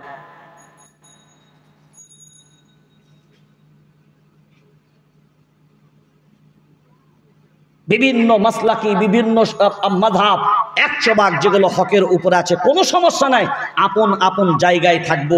কিন্তু বৃহত্তর স্বার্থের জন্যে, জাতীয় স্বার্থের জন্যে প্রয়োজন হবে ইউনাইটেড হয়ে, ঐক্যবদ্ধভাবে এক প্ল্যাটফর্মে ময়দানে নামার প্রয়োজন হবে। এ সময় এখন এসছে। আর বসে থাকার সময় তো কথাই বলছে না কেউ।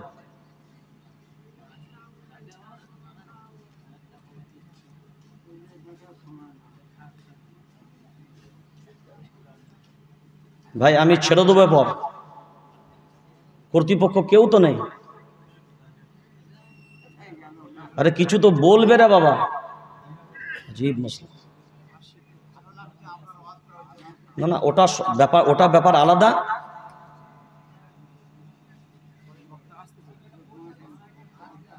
না আস্তে আস্তে বলো তো, 35-40 হয়ে যাচ্ছে না? সেটা তো বলবে মানুষ যে হ্যাঁ 5 মিনিট বলুন আসছে, সেটাও তো বলবে। সেই জন্যে আর ঘুমানোর সময় নেই। আগামীকাল যে ডাক এসছে, সব মাসলাকি মানুষ, সব মাসলাকি সংগঠন যৌথভাবে শহীদ মিনারে ডাক দিয়েছে। আমরা যে যেমনভাবে পারবো, গাড়িতে হোক, মেট্রোয় হোক, ট্রেনে হোক, নিজের মতো করে গিয়ে এই জমায়েতে আমরা শিরকাত করব ইনশাআল্লাহ। আমার সাথেও আপনাদের সাক্ষাৎ হবে ইনশাআল্লাহ কালকে স্টেজে, আমিও থাকবো ইনশাআল্লাহ স্টেজে। সেই জন্যে কালকের আন্দোলনকে হার হালতে আমাদের সফল করার একটা লক্ষ্য নিয়ে যেতে হবে। আর এটাই যে শেষ তা নয়, এটা আমাদের ভাবতে হবে শুরুয়াত করেছি। কারণ মুসলিম পার্সোনাল লকে শক্তিশালী না করলে আগামীতে আপনার ধর্ম নিয়ে বেঁচে থাকাটা কঠিন হবে। ধর্ম নিয়ে বেঁচে থাকাটা কি বললাম, কঠিন হবে। সেই জন্য সময় থাকতে থাকতে আমরা মুসলিম পার্সোনাল লকে শক্তিশালী করব ইনশাআল্লাহ। আপনারা শুনেছেন দেশের স্বরাষ্ট্রমন্ত্রী একটা বক্তব্য দিয়েছে, শুনেছেন আপনারা তো, যে হার হালতে এই বিল আমরা পাশ করবই বলেছে। আপনারা কি কিছু খবর রাখেন না নাকি?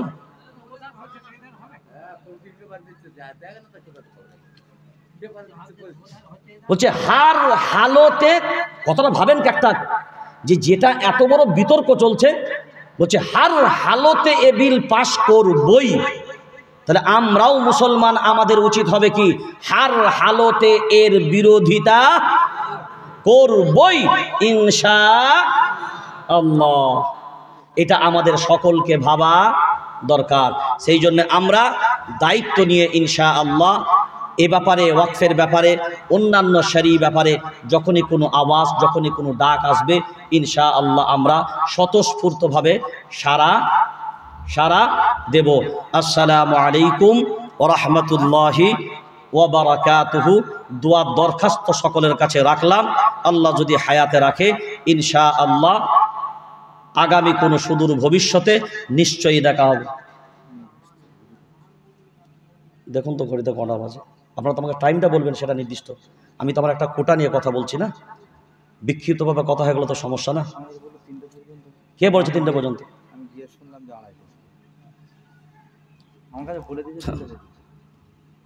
মানুষ বলে দিলে হবে, আমার সাথে তো কথা বলতে হবে।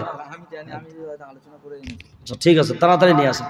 আমি বারবার বললাম যে 2টো পর্যন্ত, তাও 2 ঘন্টার বেশি কেউ কথা বলে নাকি? প্রত্যেকদিন প্রোগ্রাম, সারাদিন সফর করছি। চলেন, আল্লাহর এহসান। তো সেই জন্য এতক্ষণ পর্যন্ত যে কথা আমরা আলোচনা করেছি সব প্রত্যেকটা কথা কোরআন এবং হাদিসের ভিত্তিতে। তাহলে আমাদের এখন প্রথম নৈতিক দায়িত্ব হবে এই কথাগুলোকে বিবেচনা করা এবং এই কথাগুলোর ভিতরে আমাদের ফায়দা আছে না লস আছে সেইগুলো আমাদেরকে মূল্যায়ন করে তার উপরে আমাদের আমল করা। এখান থেকে তাওবা করে যাব আমরা। আমাদের বহু মায়েরা এখানে এসছেন, তারাও এখানে বসে আছেন। আজ আমাদের সমাজ বন্ধন লোনে ছেয়ে গেছে। কি গো, বন্ধন লোনে ছেয়ে গেছে, ঘরে ঘরে বন্ধন লোন। এটা সুদ আছে না নাই? জোরে বলেন। দেখেন, নামাজি মুসল্লি, তার বাড়িতেও সুদ। নিজেকে মুসলমান দাবি করছি, বাড়িতে সুদ। অথচ আল্লাহর কোরআন বলছে ফাইল্লাম তাফআলু ফাআযানু বিহারবিম মিনাল্লাহি ওয়া রাসূলি। যারা সুদ ছাড়ে না এরা আমি আল্লাহ এবং আমার রাসূলের দুশমন। সুদখোররা কার দুশমন? কার দুশমন? আল্লাহ এবং তার রাসূলের দুশমন। এখন চিন্তা করে দেখেন যে আমরা কার দুশমন। যারা সুদ খাচ্ছি তারা কার দুশমন এবার ভেবে নেন। মুখে বলছি আল্লাহ মানি, নবী মানি, আর আল্লাহর কোরআন বলছে এরা হলো আমি আর আমার রাসূলের শত্রু। বিবেক দিয়ে ভাবনা চিন্তা করে মূল্যায়ন করেন তো, আল্লাহ এবং রাসূলের শত্রু কারা ছিল? নমরুদ তার নাম, ফিরাউন তার নাম, হামান তার নাম, সাদ্দাত তার নাম, আবু লাহাব তার নাম, আবু জাহিল তার নাম, উতবা তার নাম, সাইবা তার নাম। এরা নবীর দুশ্মন, এরা আল্লাহর দুশ্মন। আর আমরা নিজেদেরকে বলছি আমরা আল্লাহ রসুলের আপন, সুদ খোরেরাও আল্লাহর দুশ্মন। বিড়ি খেলে আমরা কি বলি? বিড়িখোর। মদ খেলে মদখোর। তাহলে হারাম খেলে সবাই বলে হারামখোর। তাহলে সুদ হারাম না হালাল? হারাম। তা যারা সুদ খায় তাদেরকে কি বলা যাবে? হারামখোর বললে অসুবিধা আছে? এই কথা বলেন। এখন বলেন এই হারামখোরটা মসজিদের ইমাম, মসজিদের মেম্বারে বলতে পারবে? এখনকার সমাজে বলতে পারবে? যদি বলে যারা সুদ খায়, যারা বন্ধন লোন খায়, এগুলো হারামখোর, যদি ইমাম মসজিদে একবার বলে দেয় চাকরিটা, তাহলে আজ আমরা খুদ হকের দুশ্মন, আজ আমরাই ন্যায়ের দুশ্মন, আজ আমরাই অন্যায়ের পক্ষে। আমি আপনাকে বাস্তব বলছি, জায়গার নাম বলবো না যেহেতু মিডিয়া আছে। হ্যাঁ, মসজিদের ইমাম মসজিদের মেম্বারে খালি দাঁড়িয়ে বলেছে এক কিস্তি দু কিস্তি নিয়ে সব মুসল্লি হচ্ছে এই হারামগুলো খেয়ে। আর সেই মসজিদের সভাপতি ওই সপ্তাহতেই 2 কিস্তি লোন নিয়েছে।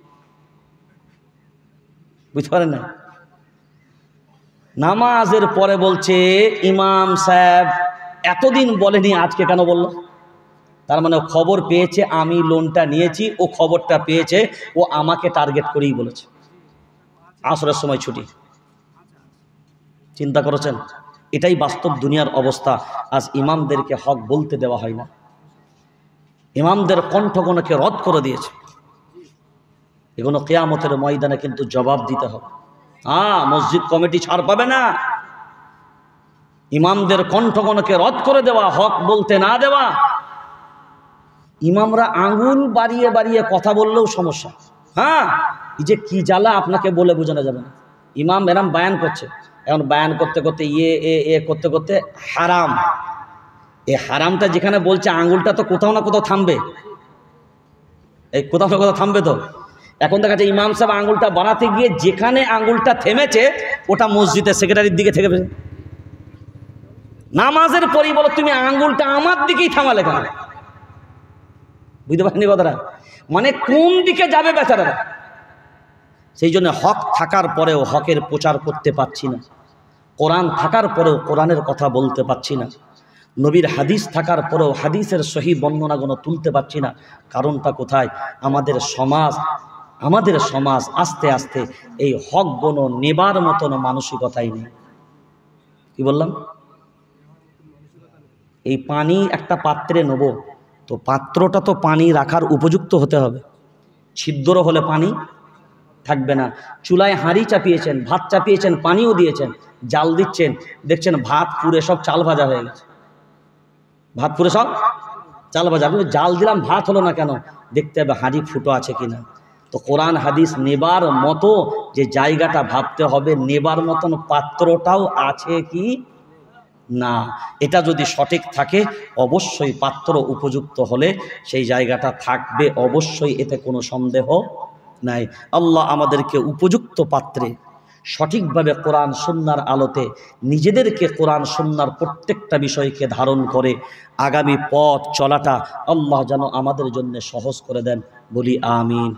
বলেন। আর আল্লাহ অন্যের তুলনায় আল্লাহ যেন আমাকে নিজেকে আগে বেশি আমল করার তৌফিক দান করেন এবং আমাদের সকলকেই কোরআন সুন্নাহর আলোতে আমল করার তৌফিক দান করেন। সকলেই বলি আল্লাহুম্মা আমিন। আসসালামু আলাইকুম ওয়া রাহমাতুল্লাহি ওয়া বারাকাতুহু। দোয়ার দরখাস্ত রাখলাম আপনাদের সকলের কাছে। আল্লাহ যদি হায়াতে রাখে ইনশাআল্লাহ আবার আপনাদের সাথে সাক্ষাৎ হবে। চেয়ারটা সরিয়ে দাও।